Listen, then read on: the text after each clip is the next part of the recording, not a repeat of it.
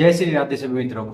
ध्यान मूलम गुरु मूर्ति पूजा मूलम गुरु पदम मंत्र मूलम गुरु वाक्य मोक्ष मूलम गुरु कृपा गुरु ब्रह्मा गुरु विष्णु गुरुदेव महेश्वराय गुरु साक्षात परम तस्मै श्री गुरुवे नमः। सदगुरुदेव भगवान के श्री चरणों का ध्यान करते वीडियो को आगे बढ़ाते हैं। तो आज की वीडियो में हम जानेंगे किस प्रकार कर्म का फल मनुष्य प्राणी को भोगना पड़ता है। अवश्य में भोक्तव्यम कर्तम क्रम शुभाशुभम नाभु कथम शीर्ते कम कल्प कोटिस्तेर। इसका भावार्थ यह है कि करोड़ों कल्प बीत जाने पे भी मनुष्य का कर्म पीछा नहीं छोड़ता है, क्योंकि हर कर्म मनुष्य को भोगना पड़ता है। इस संबंध में पूरी चर्चा वीडियो में की जाएगी, तो ध्यानपूर्वक सुने, क्योंकि हर व्यक्ति के जीवन में हर व्यक्ति से पाप होते हैं और पापों का परिणाम उसे भयंकर रूप से भोगना पड़ता है। इसलिए वीडियो को अंत तक जरूर देखें। तो चलो वीडियो स्टार्ट करते हैं। सबसे पहले हम जान लेते हैं, एक मांडव्य ऋषि थे। उन्होंने बचपन में तितली के गुदा में सुई का कांटा डाल के छोड़ दिया था। तो वो महान सिद्ध महात्मा थे, उन्होंने तपस्या की थी और भगवान का भजन किया था जिंदगी भर, लेकिन उन्हें भी भोगना पड़ा था। उनको जो वहां का शासन करता था राजा, उन्होंने सूली की सजा सुनाई थी। सूली की सजा आपने सुनी होगी।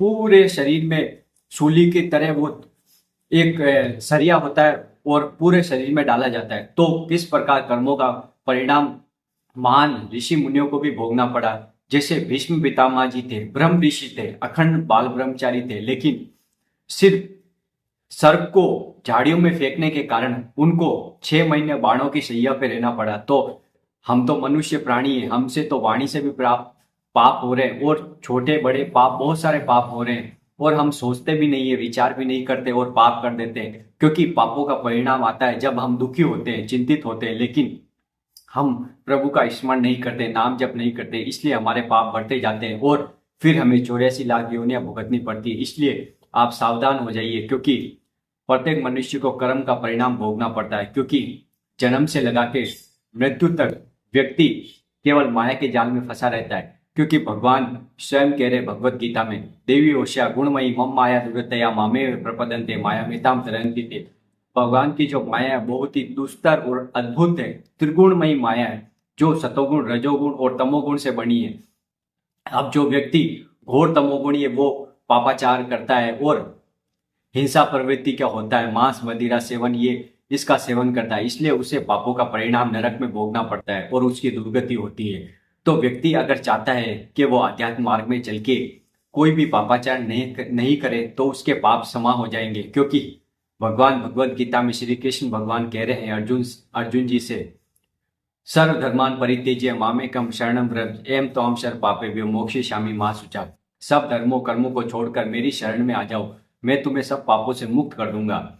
लेकिन हर व्यक्ति के परिवार है और उसको एक सेवा मिली है गृहस्थ जीवन में, उससे अपने कर्तव्य का भी पालन करना है और समाज को भी सुखी रखना है। क्योंकि जब तक आप किसी से द्वेष भावना रखोगे तब तक आप सुखी नहीं हो सकते। क्योंकि मनुष्य जीवन का लाभ तभी है जब सबको सुख प्रदान करे, अपने माता पिता की सेवा करे, अपनी पत्नी की सेवा करे, अपने बच्चों की सेवा करे, समाज की सेवा करे, तभी व्यक्ति आगे बढ़ सकता है। क्योंकि व्यभिचारी और हिंसक व्यक्ति और किसी की निंदा करने वाला और हर व्यक्ति में दोष प्रवृत्ति देखने वाला और हमेशा अहंकार में रहने वाला व्यक्ति कभी परमात्मा में नहीं चल सकता। परमात्मा में चलने के लिए व्यक्ति को अपने आचरण सुधारने पड़ेंगे और हमेशा हरि के नाम का संकीर्तन करना पड़ेगा। क्योंकि हरि के नाम से ही हम इस भवसागर से पार हो सकते हैं। क्योंकि कलयुग केवल नाम आधारा, सुमिर सुमिर नहीं नर उतर ही पारा। क्योंकि कलयुग में एक सिर्फ हरि का ही नाम है जो आपको समस्त पापों से बचा सकता है। क्योंकि एक केवल हरि का नाम ही है जो आपको संसार भवसागर से पार लगा सकता है। और आपके जो मन की जो चिंताएं हैं, दुख है, अशांति है, आप परेशान रहते हैं, चिंतित रहते हैं, सबका एकमात्र ही उपाय है आप अपनी जिह्वा से राम राम कृष्ण कृष्ण हरि हरि राधे राधे इस प्रकार जपे, और फिर देखिए आपके जीवन में कितना बदलाव आता है। क्योंकि कर्मों का परिणाम आपको अंत में भोगना ही पड़ेगा। इसलिए सावधान हो जाइए और अपना कर्तव्य कर्म करते हुए नाम जप कीजिए।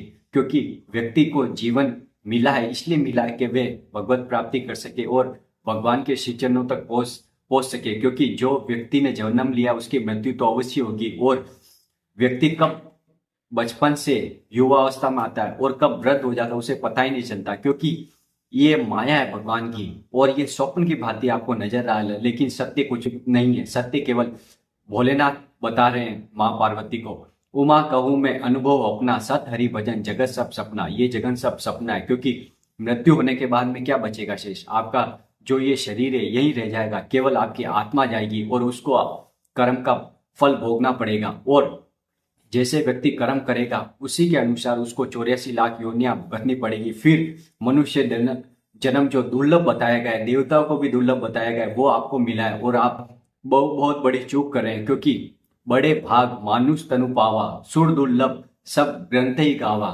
साधन धाम मोक्ष कर द्वारा, पायने जई परलोक सवारा, सो परत दुख पाई, सिर धुनी धुनी पछताई, काले कर्म ईश्वर मिथ्या दोष लगाए। इसका भावार्थ ये है कि बड़े भाग्य से मनुष्य जन्म मिला है, जो देवता को भी दुर्लभ है, और जो मोक्ष का खुला दरवाजा है, इसे पाकर भी जिसने परलोक ने संवारा, वे अंत में दुखी होता है और सिर पीट पीट कर पछताता है, और कर्म पे और ईश्वर पे मिथ्या दोष लगाता है। इसलिए सावधान हो जाइए और प्रभु का स्मरण करिए, नाम जप करिए, उससे आपके जीवन के सभी दुखों का नाश हो जाएगा और आप इस लोक में और परलोक में दोनों जगह सुखी हो जाएंगे। ये वीडियो आपको कैसा लगा? वीडियो को लाइक कर दे, कमेंट कर दे, शेयर कर दे, और चैनल पर नए हैं तो चैनल को सब्सक्राइब जरूर कर दे, क्योंकि ऐसी आध्यात्मिक वीडियो हम आपके लिए लाते रहते हैं। राधा वल्लभ श्री हरिवंश।